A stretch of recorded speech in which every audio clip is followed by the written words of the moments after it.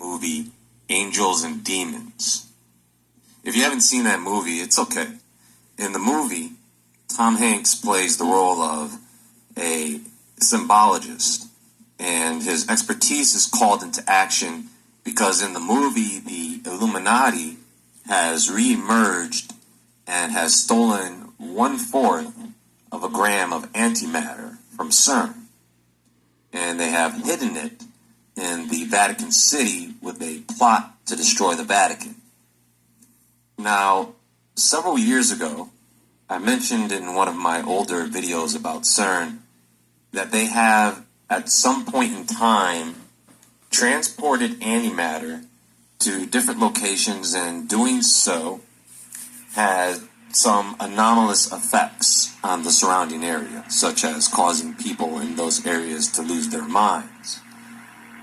I'm not going to get into the details of that, but back then, CERN claims they did not have the ability to do such a thing.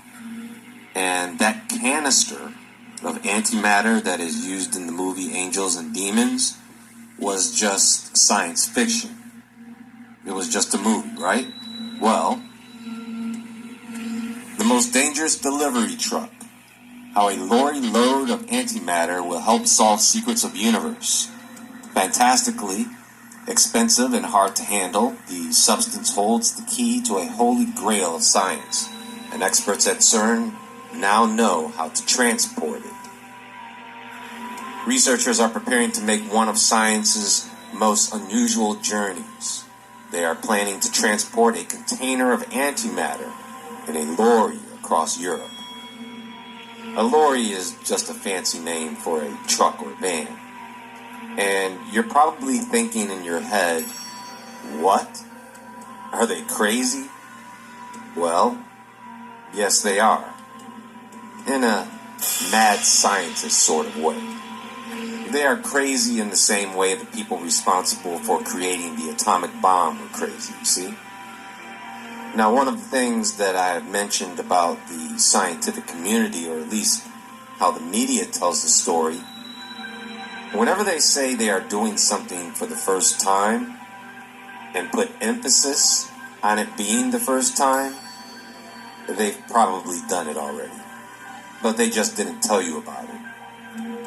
So we're going to be taking a brief look at what's going on over there and why they are doing this. Because before, based on the movie Angels and Demons, a person could correctly assume that no one could ever steal antimatter. Well, they can now.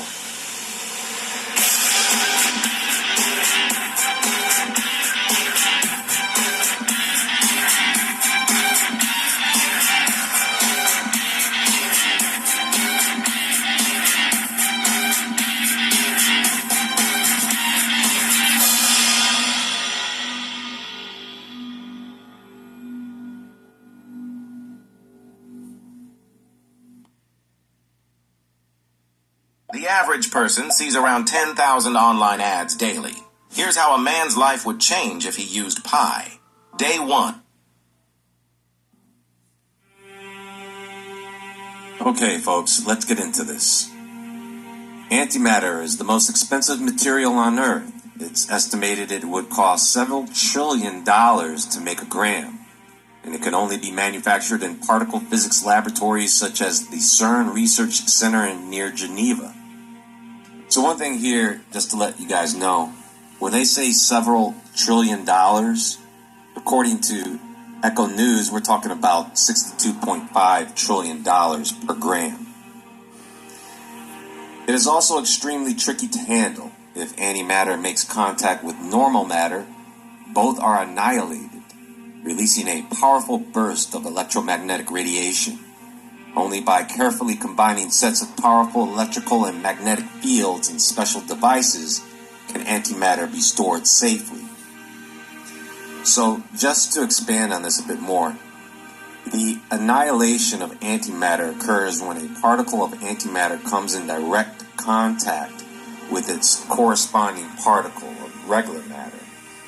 When this happens, the two particles, such as a proton and an antiproton, or an electron and a positron, completely annihilate each other, and their mass is converted into energy according to Einstein's equation, E equals mc squared.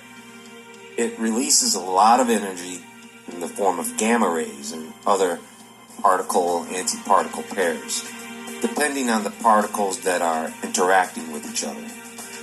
For example, when an electron and a positron annihilate, they usually produce 2 gamma-ray photons. When you have more massive particles like protons and antiprotons, the annihilation may produce a variety of particles, such as pions, which decay even further. The energy release, just to put this into perspective, if someone had 1/4 of a gram of antimatter to use for an explosion, in the movie Angels and Demons, it would produce a 5 kiloton explosion. But see, the movie didn't take into account the regular matter. So it would, in real life, produce a 10 kiloton explosion, which is more than enough to wipe out Vatican City and then some. So let's see what else the article says here. Now you see why, Israel, that it was so important for them to get your hands on the antimatter, because of how they know what the effects is of what it can do and how powerful it is. Not seeing that he didn't say anything about matter, which is good matter. He was talking about antimatter, using it to do evil, not to do good. This is why it's so important on them getting their hands on it, because they know the effects it has, they know the power that it holds, and they're going to try to use it to do bad things to bad people through CERN. And every time they use a cut on CERN for some type of event or destruction or something bad, open up a portal, don't understand why they keep saying that they're trying to bring in the fallen angels. The fallen angels are already here. They fell from heaven to earth. They here already. So what exactly are they using CERN for? The company. What are they using it for? What is they using a hydrogen collider for? Because CERN is just a company. What are they using a hydrogen collider for? Every time they're running it. To cause weather destruction, to cause earthquakes and volcano eruptions, to cause the portals to open. And if that's the case, then what are they bringing in or what are they taking out? Because they keep saying that they're trying to, like the Vatican Pope, trying to open up portals. Portals for what? Don't they know that that can always backfire against them? Or what they bringing in could be more evil than what they can handle. They're having the company to get the antimatter for the hydrogen collider. And every time they turn it on and they do something wicked, it breaks down. And they're always updating it on the hydrogen collider or trying to fix it. It breaks down every single time. And still, they haven't learned their lesson.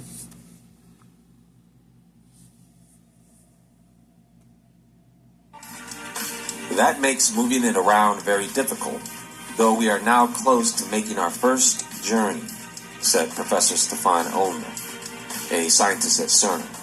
Antimatter has so much to tell us, that is why we are doing this. Moving the antimatter will be a scientific first. There's that word again. Though it has a fictional precursor in Dan Brown's thriller Angels and Demons, made into a film starring Tom Hanks in 2009, terrorists steal a canister of antimatter from CERN and try to obliterate the Vatican with it. The prospect of a similar blast happening in real life is remote, scientists insist. The quantities of antimatter carried will be insufficient to make an explosion of any recognizable nature.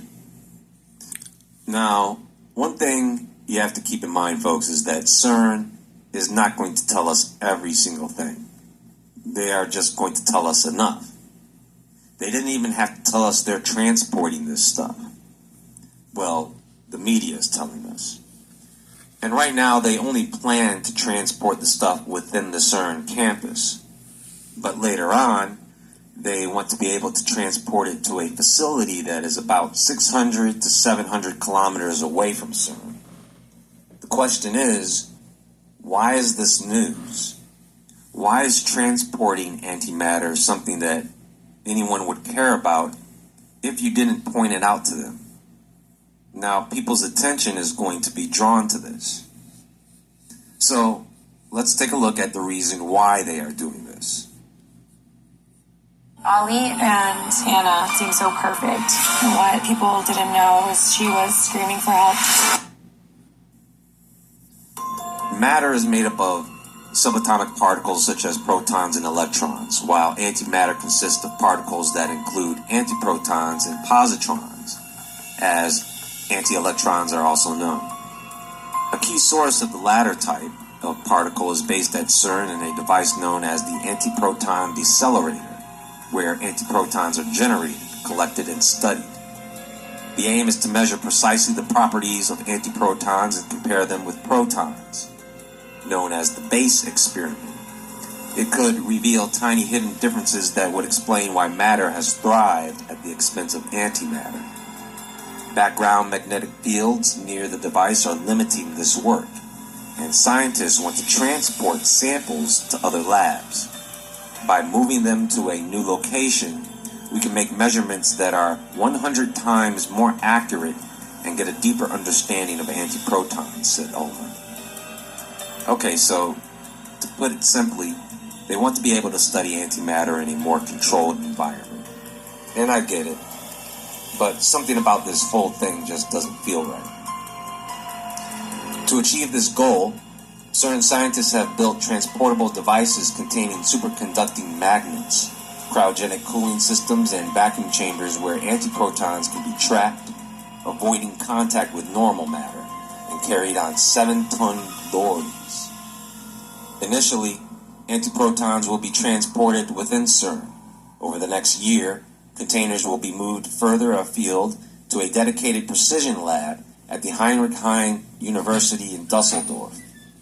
In the long term, we want to transport it to any lab in Europe, said Christian Smora, leader of the Transport Project. In this way, scientists hope to find why antimatter all but vanished from the universe. This could be a game changer, said Ulmer. So, this stuff is all good for the public to understand, but sometimes when it comes to this type of science, particle physics, they don't expect you and I to examine their terminology closely. So I'm going to give you an example of how sometimes what they say doesn't really mean what they say. For example, the term annihilation. In our minds, antimatter comes in contact with matter and the two are annihilated or destroy each other, creating this massive release of energy. And that sounds like it makes sense, except that's not what annihilation truly means. In 1949, there was a scientist named Richard Feynman who wrote about this. He implied that there is no true annihilation or creation of particles in the traditional sense. Instead, the process can be viewed as a change in the direction of time for the particles. He describes this annihilation as a transition of the particle's trajectory rather than the literal destruction of matter. So when an electron and positron annihilate each other, it's the same as reversing their journey through time. In the standard view of time, which we think of as always moving from the past to the future, in Feynman's view, particles don't just move forward through time, but can also travel backward, depending on how they interact with things like light. This means time isn't a straight path. It's more flexible. and particles can move both toward the future and the past. Now, the reason I find this interesting is because once they figure this out, believe it or not, they can take antimatter and use it in quantum computers, effectively enhancing that computer to a level we could barely comprehend. And since they are able to... use quantum computer to try to control the things that people say and things that people do, even with AI, artificial intelligence. It's the same thing. Want to try to use quantum computer to be able to run everything and be able to do everything. Even Israel when it comes to doing evil. And we know antimatter is evil. This is why they're constantly get their hands on it, because they know the power that it holds and what it can do. So that's what they want to use it for, so they can use it to do the things that they want to do. It's not used for good. Antimatter ain't used for good. It's used for evil. Because if they wanted to use something for good, they would get matter, not antimatter. I'm not saying that they're not using matter with it, but they're definitely using antimatter. And they know quantum physics can pretty much control different things, so they want different things to be under their power and control.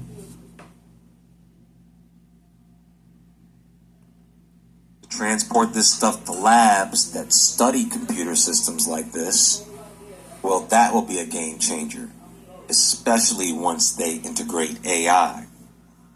Because if you think about it, Israel, if they can control what we do with our computers, our cell phones, our tablets, our drones, our TVs, our smart TVs, our smart homes, our smart Apple Watches, then they can try to control us. Tell us when we can watch our TV, when we can watch our phones, look at our phones. When we can do the things in our house, when they don't want something to be done, they can automatically cut it off. This is all through, whether it's quantum physics or AI. It's all about the control that they're trying to continue to have. What I'm trying to figure out is, and I'm still doing research on it, is why do they need to have all these portals open? Do they think that they can go through the portals to a different dimension? Escape from being here? Or are they trying to bring what is out there waiting to our reality? Because there are different dimensions. They're finding it over in Antarctica. And I'm going to do a video on that. They finding that over in Antarctica. These different dimensions. Remember what Emerald Berg went and saw? This is what they're trying to find. And they still haven't been able to find it. But they're still trying. But they're finding a lot of stuff under the ice that they're able to go through, but can't go as far as breaking through the ice, seeing what they cannot put their hands on because they cannot cross that portal.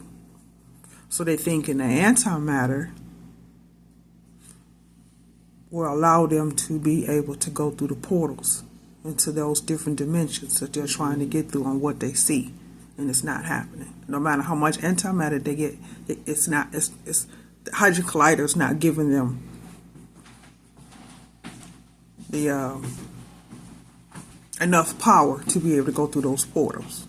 I'm gonna say that because you got to be careful what you say on YouTube. So this is why I'm saying, no matter how much antimatter that they use or try to get, it's never going to work.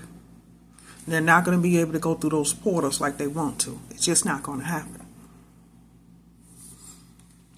It's just not going to happen, Israel. You can see it, It might even take them through a portal or two, but not where they want to go.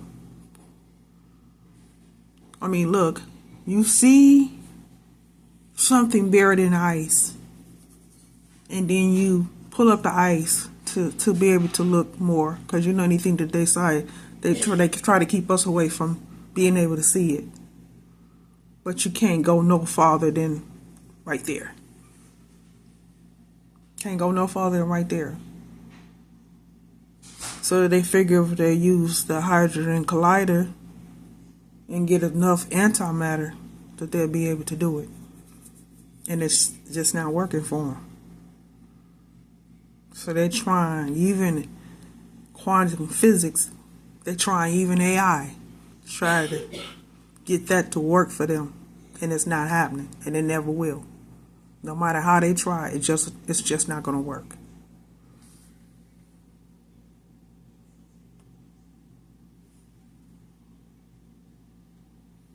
Then we're going to have an AI system that can think faster than lightning in both the past and future simultaneously, if that makes any sense. Well, that will have to be a topic for another day. So I'm just going to let you digest this, think about it. We can talk about that in another time. So that's going to be all for now, while people are busy with the UFO drones over multiple cities, now becoming a real-life Independence Day. Please hit the thumbs up button if you like this presentation, and subscribe so you don't miss any videos that I upload in the future. Check out my other links in the description box below. You can also follow me on Instagram at jwoodward. Everyone have a great day or evening, or whatever part of space-time you're in. And as always, stay awake, stay aware, stay safe, and I'll talk to you all soon.